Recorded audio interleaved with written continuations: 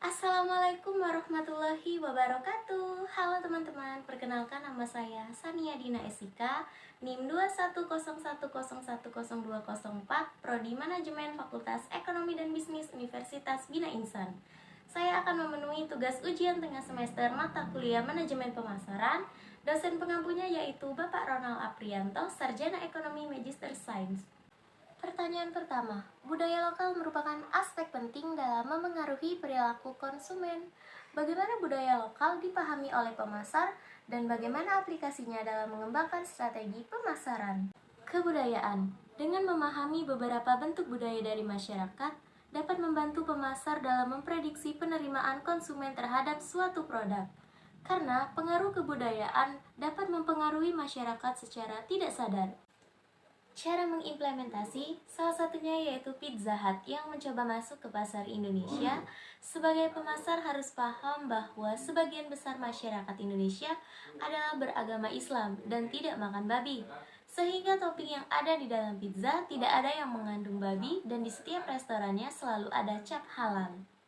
Pertanyaan kedua, tuliskan salah satu iklan yang ada di media cetak yang menggunakan public figure. Kemudian Anda analisis keterkaitan public figure tersebut dengan produk yang diiklankan dalam konteks STP produk.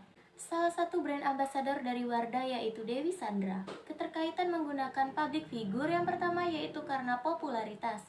Mengenai public figure yang namanya sudah dikenal masyarakat luas, kemudian ketertarikan secara fisik mengenai public figure yang mempunyai tubuh yang ideal dan kulit yang putih. Ketiga yaitu kredibilitas, memberikan keyakinan pada konsumen dengan menampilkan public figure. Segmentingnya yaitu perusahaan menetapkan segmentasi produk Wardah pada wanita usia 20-35 tahun dengan kelas sosial menengah. Namun ternyata konsumen yang menggunakan produk ini beraneka ragam usia dan status sosial. Targeting. Pada awalnya, produk Wardah tertuju hanya pada santri dan wanita muslim saja. Tapi sekarang berkembang bahkan wanita karir dan non-muslim juga menggunakan produk Wardah. Positioning. Sampai saat ini, perusahaan masih menggunakan slogan kosmetik suci dan aman. Dengan adanya kata suci, masyarakat menilai bahwa produk ini halal dan aman sebagai jaminan menggunakan produk dari Wardah. Pertanyaan ketiga, bagaimanakah segmenting dari Coca-Cola Company di pasar global dan di Indonesia? Segmenting. Dalam hal jumlah kepadatan penduduk, Coca-Cola memilih negara yang memiliki jumlah penduduk yang banyak. Hal ini dimaksud agar penjualan produk Coca-Cola menjadi maksimal, meskipun tidak menutup kemungkinan bahwa produk Coca-Cola juga ada di wilayah yang jumlah penduduknya sedikit.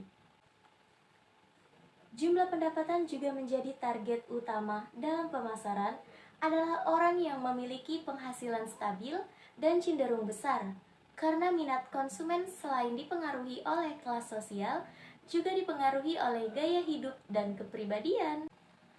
Bagaimanakah strategi pemasaran Coca-Cola terhadap situasi pasar lokal?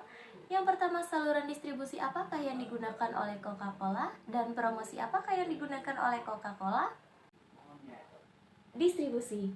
PT Coca-Cola Amatil Indonesia dalam menetapkan kebijakan produk selalu berorientasi kepada pasar, sehingga produk-produk yang diproduksi dan didistribusikan sesuai kriteria yang diminati oleh masyarakat.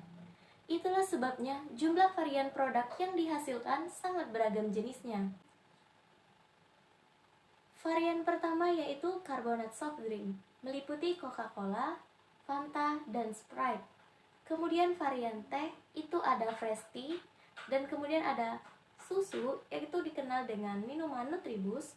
Kemudian air mineral dikenal dengan Aquarius. Metode distribusi dibagi menjadi dua.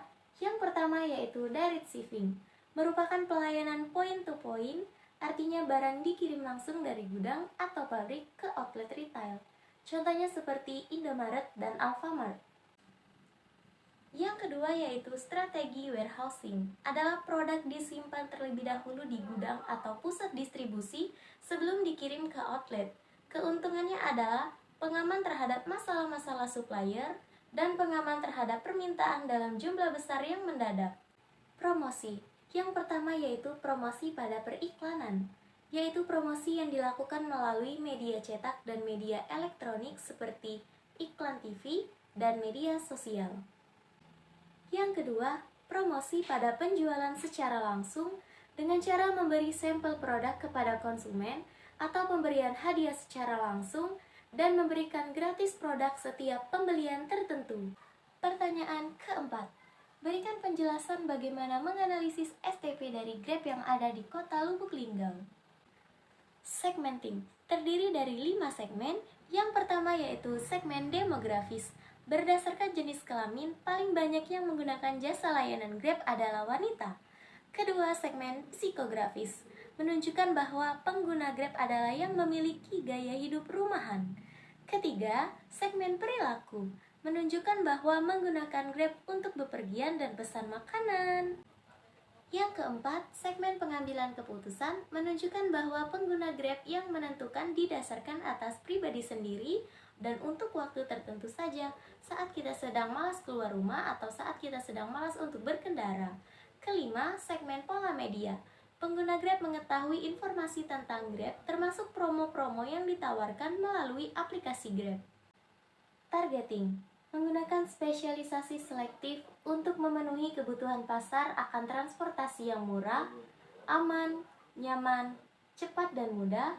Grab hadir dengan layanan Grab Bike untuk transportasi dengan motor, Grab Car untuk transportasi mobil pribadi, dan Grab Food untuk pesan antar makanan.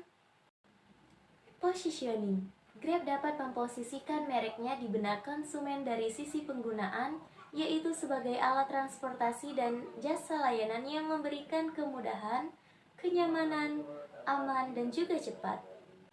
Pertanyaan kelima yaitu, jelaskan upaya dan manfaat bagi organisasi dalam persaingan, yaitu dalam bentuk tanpa pesaing, dan bagaimana cara mengimplementasikan konsep paradigma debu tanpa pesaing.